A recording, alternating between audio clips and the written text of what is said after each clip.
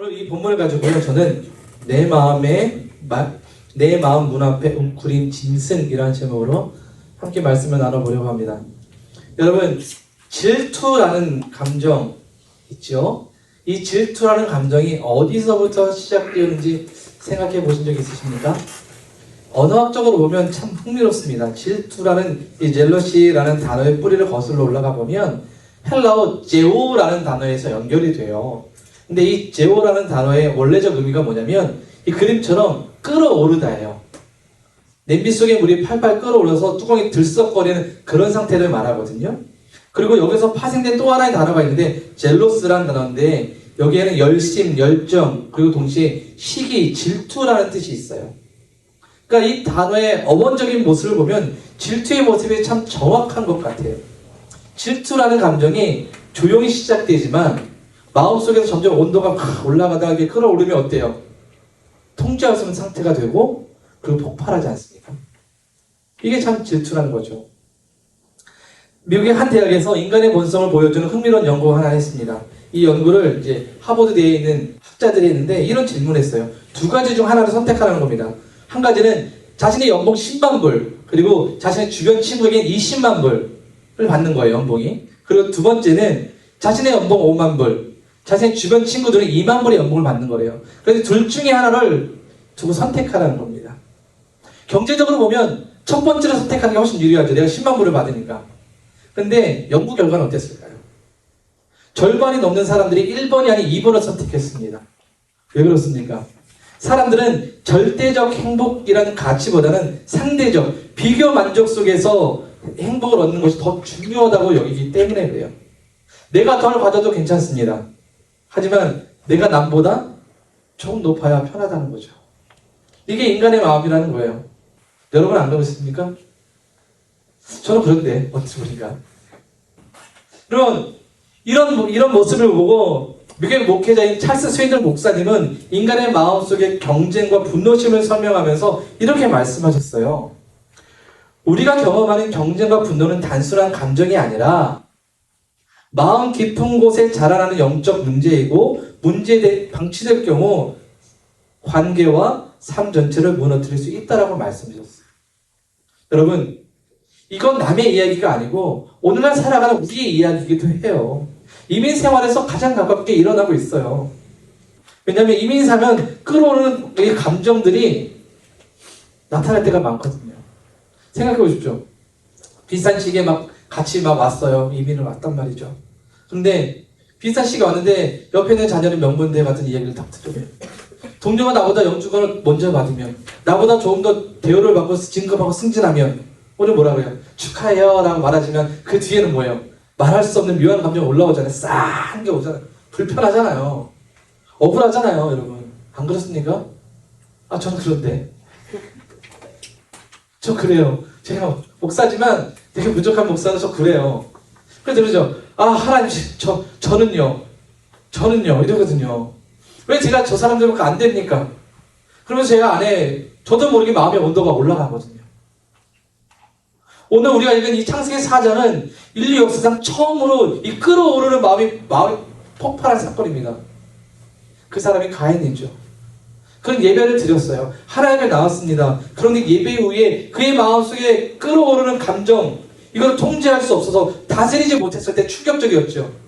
인류 역사상 첫 번째 살인, 형이 동생을 죽이는 일이 일어나고 만 겁니다. 우리가 오늘 이 말씀을 묵상하면서 이 말씀 속에서 우리 스스로를 돌아보고 나를 끌어오르게 하는 것이 무엇인지를 확인하고 우리의 마음의 온도를 점검해 볼 수 있었으면 좋겠어요. 오늘 우리가 읽은 이 본문에서 1절과 5절을 보면 아담의 두 아들인 가인과 아벨이 나오죠. 가인은 어떤 사람이냐면 농사를 짓는 사람이었고 아벨은 양을 치는 목동이었습니다. 각각의 삶과 직업이 달랐죠. 이 두 사람이 장성해서 이제 하나님 앞에 나와서 예배를 드리게 되었어요. 여기까지 보면 별 문제가 없죠. 건강한 신앙의 가정처럼 보여. 부모도 예배를 드렸고 자녀들도 하나님께 예배를 드렸어요. 그런데 오늘 보면 4절과 5절을 보면 놀랄만한 장면이 나오죠. 이렇게 되어 있습니다. 뒤에 보면 주님께서 아벨과 그가 바친 제물은 반기셨대요. 그리고 5절 앞에 가보면 가인과 그가 바친 제물은 반기지 않으셨다고 되어 있습니다. 성경은 여기서 우리에게 중요한 질문을 하나 던져줍니다. 하나님께서 받으시는 예배가 있고 받지 아니하시는 예배가 있다는 거예요. 하나님께서 이 두 사람의 예배를 받고 안 받고는 차별이 아닙니다. 재물의 종류 때문이 아니었어요. 그 이유를 신약성을 쭉 뒤에 가보면 히브리서 11장 4절에서 이렇게 설명해 주고 있어요. 노란 글자를 보면 믿음으로 아벨은 가인보다 더 나은 재물을 하나님께 드렸습니다. 이렇게 되어 있어요. 그러니까 성경이 말하는 것은 재물의 차이를 말하는 것이 아니라 이 재물 앞에 믿음이라는 것을 덧붙였죠. 그러니까 믿음의 차이였다는 겁니다. 그래서 성경을 자세히 보면 이렇게 되어 있어요. 순서가 하나님은 아벨과 그의 재물을 받으셨다라고 되어 있어요. 그리고 하나님은 가인과 그의 재물을 받지 않으셨다라고 말씀해요. 순서를 보십시오. 재물의 차이가 아니었습니다. 사람이 먼저였어요. 하나님은 재물 이전에 드리는 사람을 보신 겁니다. 그리고 그 드리는 마음은 재물에서 차이가 난 거죠. 제가 어릴 때 초등학교 때 교회를 다니면 이제 할머니들이 이제 헌금을 하잖아요. 막 500원, 뭐 1,000원 할 때 보면 그 꾸깃꾸깃한 종잇돈을 다림질로 해가지고 빳빳하게 다려왔어요. 그게 많은 헌금은 아닐지라도 그 헌금을 드리는 그분의 정성과 중심이 어떤지를 보여주고 있는 거죠. 하나님께서 보신 건 바로 이런 거였던 것 같아요. 이 아벨이 예배를 드릴 때에 이 사절을 다시 보면 이렇게 되어 있어요. 노란 글자에 맛배의 기름을 바쳤다라고 되어 있습니다. 이것은 첫 번째 새끼와 그 첫 번째 새끼 안에 나온 기름을 말하는 거거든요. 성경에서 첫 번째는 굉장히 중요한 의미를 가져요.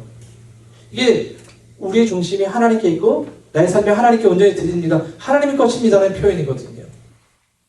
성경이 아벨의 제물은 맛배의 기름이라고 구분을 해놓았어요.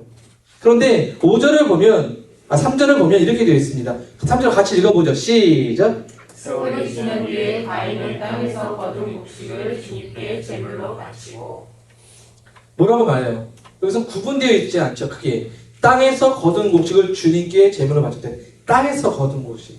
그러니까 이 곡식이 첫 열매인지 가장 좋은 것인지 기록하지 않았어요.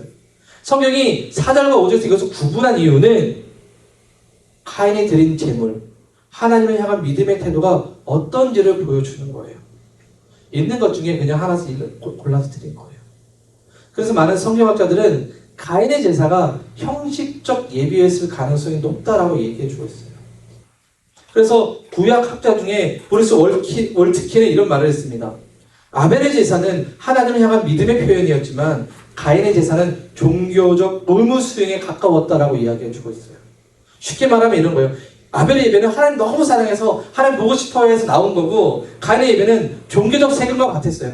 해야 하니까, 주일이니까 가야 하니까, 부모님이 하라고 하니까, 체면이니까 드려진 예배였다는 거죠. 여러분, 우리의 예배는 어떤 예배입니까? 하나님 때문입니까?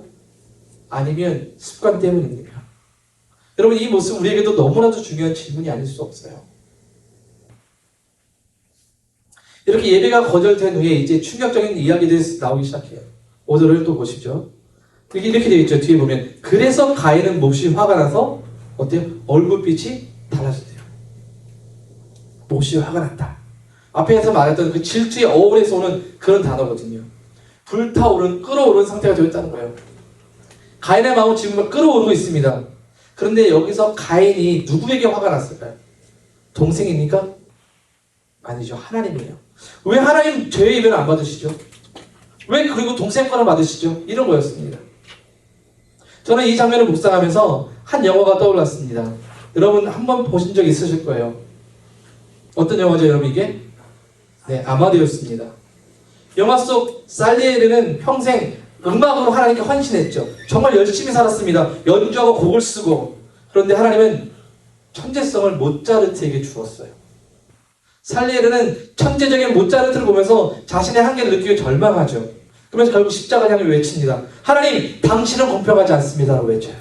그럼 저는 이 장면이 가인의 마음이라고 생각해요. 그리고 그 가인의 마음은 우리에게서 보여줄 때가 있어요. 주일은 나는 꼬박꼬박 지키고 찬양도 하고 헌금도 하고 교제도 하고 사람도 나누고 내가 다른 사람과 비교해도 부족할 것이 없어 보이는데 내가 이렇게 열심히 하는데 왜 저 사람이 나보다 잘 되지?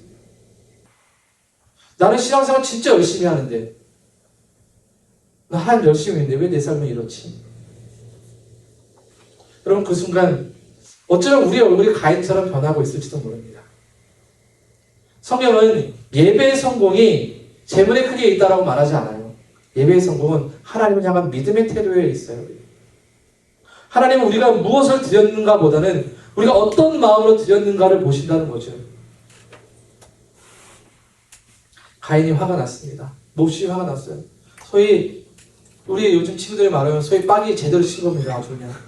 그런데 이 가인이 이 빡이 쳤는데 누구도 만나기 싫잖아요. 근데 얼마나 우리 하나님 좋으신지 하나님 찾아보셨어요. 그러면서 이렇게 말씀하시죠. 6절입니다. 같이 읽어보죠. 시작. 주님께서 가인에게 말씀하셨다. 어찌하여 내가 화를 내느냐? 얼굴빛이 달라지는 까닭이 무엇인가? 하나님 먼저 찾아오셨어요. 그러면서 말하죠. 내 화를 내느냐? 얼굴빛이 달라지냐? 이거는 이 질문은 추궁이나 책망의 질문은 아니었던 것 같아요. 기회의 질문이죠. 하나님은 이미 가인의 마음을 알고 계셨습니다. 그런데도 물으시죠. 왜 그렇습니까? 이 물음을 통해서 가인의 마음 자신을 보게 하는 겁니다. 왜요? 자신의 마음을 볼 때 지금 멈출 수 있거든요. 여러분, 우리는 죄에 대해서 하지 말아야 될 행동이라고 우리는 생각해요. 그래서 세상의 법도 그렇잖아요. 마음에 있는 것 갖고는 얘기하지 않잖아요. 무슨 했느냐 해가지고 얘기하잖아요. 그런데 하나님은 행동 이전에 마음의 상태를 먼저 다루세요. 왜 화가 났느냐? 왜 얼굴빛이 변했지? 여러분, 죄는 늘 얼굴빛부터 바꿉니다. 마음이 무너지면 어때요? 표정이 무너져요. 그래서 하나님은 가인에게 이렇게 말씀하시는 거예요. 내가 올바른 일을 하였다면 어찌하여 얼굴빛이 달라지느냐? 내가 올바르지 못한 일을 하였으니 죄가 너의 문에 도사리고 앉아서 너를 지배한다. 너는 그 죄를 잘 다스려라. 이렇게 말씀하시는 거죠. 하나님은 네 얼굴빛이 변했지. 그런데 지금 너 상태를 보니까 죄가 너의 마음의 문 앞에 엎드려 있어. 라는 말씀하시는 거예요. 예를 들면 이런 거죠. 넓은 초원에 사자나 사냥 직전에 어떻게 해요? 다 웅크리고 앉아 있잖아요. 다큐멘터리 같은 거 보면 이 치타나 사자가 이 초식동물을 덮치기 전에 그렇잖아요. 그리고 조용하고 움직임도 없습니다. 그래서 한순간 팡 하고 튀어나가서 물죠. 먹이를 낚아챕니다. 그러니까 바로 이런 거예요. 지금 가인의 마음 문 앞에 시기라는 짐승이 웅크리게 있다가 네가 이 분노를 그대로 주면 그 감정이 너를 삼켜버린다는 겁니다. 그러니까 그걸 잘 다스리라고 지금 하나님이 말씀해 주는 거예요. 감정을 그대로 쏟아내지 말고 잘 한번 통제하라는 거죠. 여러분 생각해 보세요. 우리도 감정을 잘 갖고 있다가 어느 날 탁 터져서 나와서 통제하지 못한 적이 있잖아요. 그렇지 않습니까? 가족에게, 자녀에게, 특히 우리 자녀에게 그럴 때 있잖아요. 우리에게. 참다 잘 참다가 팡 터지면 애들 잡돌이 하잖아요. 우리. 네. 심리학자 로버트 맥기 교수는 인생의 파라는 자존심이다라는 책에서 이런 말을 했습니다. 사람은 자신의 존재 가치가 부정당했다고 느낄 때 가장 쉽게 죄와 중독에 무너진다고 얘기했어요. 가히 그런 거죠. 내가 예배를 드렸는데, 그래도 내가 예배를 드렸는데 왜 나는 인정받지 못하지? 나는 여기서 실패자인가? 나는 쓸모없나? 라는 감정을 느꼈을 가능성이 커요. 그 순간 분노는 단순한 감정이 아니라 자기 존재를 지키기 위한 마지막 방어가 되죠. 그래서 죄가 그 틈을 파고 들어간 겁니다. 여러분, 우리도 그렇잖아요. 종종 일상에 살다 보면 무시당했을 때, 비교당했을 때 자존심이 꺾이잖아요. 그때 우리 문 앞에도 같은 짐승이 막 웅크려 있어요. 왜 나만 안 되지? 왜 나만? 이 정도는 괜찮지 않을까? 물론 감정 자체는 죄가 아니죠. 그러나 그 감정이 나를 이끌게 하느냐 아니면 그 감정을 하나님 앞에 세우느냐, 이것이 결정적 차이예요. 하나님은 오늘도 우리에게 동일하게 말씀하고 계세요. 그 감정이 내게 주인 되게 하지 마라. 넌 그 마음을 다스릴 수 있다. 라고 말씀하고 있어요. 그 감정을 사람에게, 누군가에게 쏟아내서는 안 되죠. 오히려 그것을 들고 와서 하나님께 쏟아내는 게 우리에게는 훨씬 더 정직하고 유익해요. 여러분, 욥이라는 사람을 아시죠? 욥이라는 사람이 하나님께 시험을 당하면서 재물을 다 잃어버리고요, 사랑하는 자녀도 죽고 자신의 몸에 질병에 들고 와이프가 떠나요. 그때 욥이 어떠냐면 하나님께 얼마나 많은 불평과 원망을 쏟아내는지 몰라요. 하나님, 제가 오히려 하나님 엄마의 뱃속에서 만들어지지 않았으면 좋겠습니다. 이런 저주의 말을 하나님께 토로내거든요. 근데 욥이 그럼에도 이 가인과 달랐던 이유가 뭡니까? 하나님께 쏟아냈고 하나님을 떠나지 않았거든요. 근데 지금 가인은 자신의 분노를 세상의 누군가에게 아벨에게 쏟아내면서 하나님께 의도적으로 멀어지고 있단 말이죠. 그 차이였던 거예요. 우리에게 그 분노라는 감정, 시기라는 감정이 이렇게 쌓여놓을 때니 그것이 우리 스스로 잡아먹지 않도록 해요. 하나님은 가인에게 찾아오셔서 죄가 네 마음의 문 앞에 지금 있어, 웅크리고 있어. 그걸 잘 다스려야 돼 라고 말씀하고 있었죠. 가인에게 기회였어요. 멈출 수 있었고 더 나아가지 않을 수 있었습니다. 돌아설 수 있었어요. 그런데 그의 선택은 무엇이었습니까? 경고를 무시했어요. 8절을 보시죠. 같이 읽어봅니다. 시작. 가인이 아우와 아벨에게 말하였다. 우리 둘로 나가자. 그들이 있을 때 가인이 그의 아우 아벨을 쳤으려. 얼마나 끔찍한 일입니까? 본문을 이 8절을 보면 가인이 아우 아벨에게 말하였다 이렇게 되어 있잖아요. 이것은 단순한 대화라기보다는 의도적인 접근, 계획적 유인이에요. 왜냐하면 들에 있을 때 아무도 없는 들에 있는 그곳을 데리고 나간 거거든요. 우발적인 폭발이 아니에요. 의도적이고 계획적인 아주 나쁜 모습이었던 거죠. 이 장면이 바로 인류 최초의 살인이었습니다. 죄가 마음에서 행동으로 그리고 그것이 실제로 확산된 순간이었습니다. 여러분, 죄는 절대로 멈춰있지 않아요. 죄는 늘 움직여요.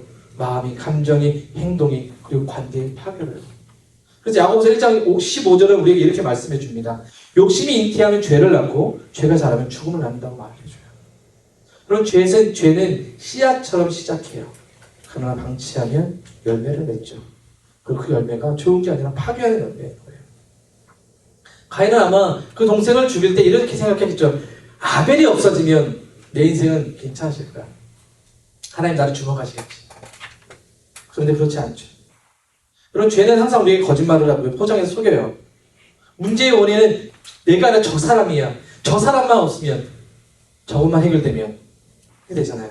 그런데 여러분, 죄는 해결책을 주지 않아요. 문제를 확산시키죠. 9절에 보면 이제 하나님이 이렇게 말씀하세요. 주님께서 가인에게 물으셨다. 너의 아우 아벨이 어디 있냐? 이렇게 물으세요. 근데 이 질문을 어떻게 본 적이 있었지 않습니까? 그래서 지난주 말씀을 살펴볼 때에도 하나님이 아담에게 찾아와서 묻잖아요. 야, 아담아, 네가 어디 있느냐? 이렇게 물으세요. 참 하나님께서 얼마나 좋으신 분인지를 우리는 여기서 보게 돼요.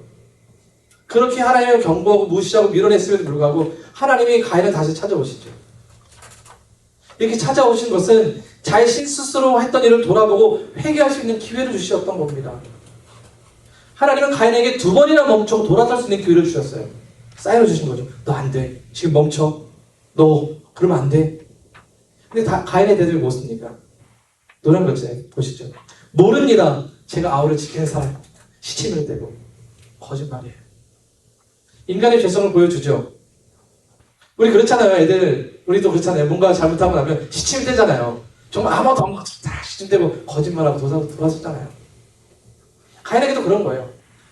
하나님, 제가 아우를 책임지는 사람입니까? 다 컸는데 처음 온 사람이면 이런 거죠.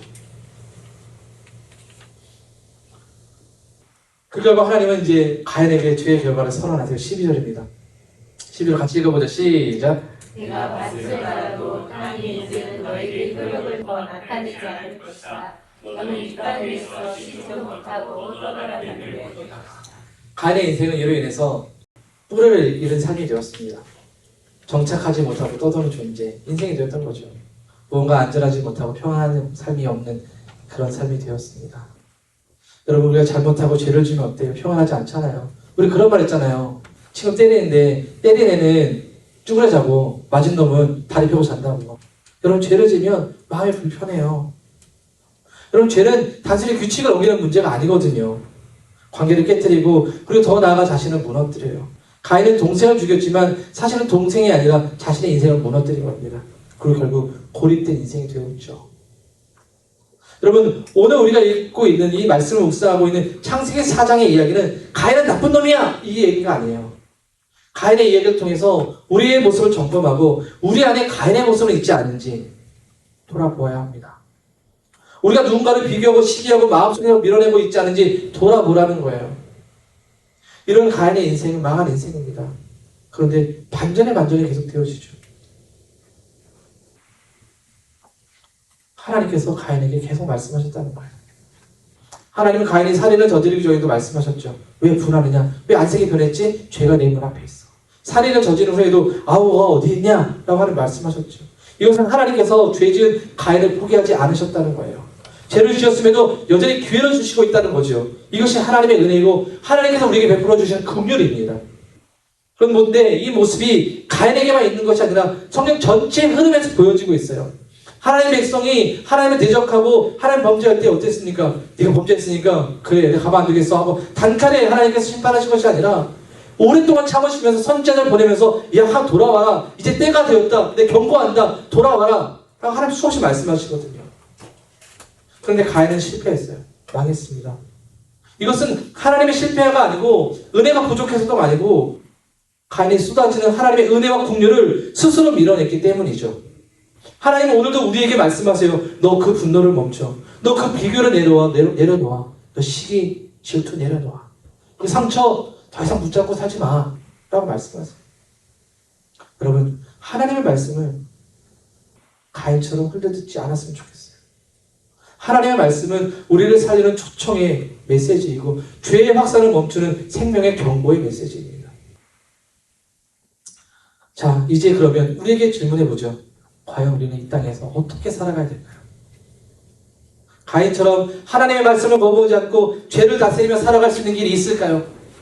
여러분 정직하게 말하면 우리의 힘으로는 불가능해요. 우리 모두 가인의 그림자를 가지고 있거든요. 분노를 끌어보려고 하지만 다시 올라올 때가 있어요. 비교하지 않으려고 하지만 다시 마음이 흔들리죠. 상처를 내려놓으려고 하지만 계속 붙잡고 살아가요. 왜요? 우리는 우리 스스로를 다스릴 수 없는 존재이기 때문입니다. 그래서 하나님께서 우리에게 주신 게 있죠. 바로 말씀이 되어 사람으로 오신 예수님이었습니다. 그 예수님은 죄를 다스리시는 유일한 분이셨습니다.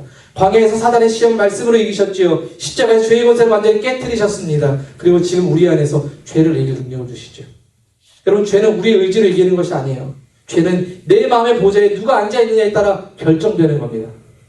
예수님이 내 마음의 주인이 되실 때에 우리 안에 짐승과 같은 분노가 비로소 다스려지는 거예요. 우리가 주님을 기억할 때에 우리의 삶이 교정되어지는 거거든요.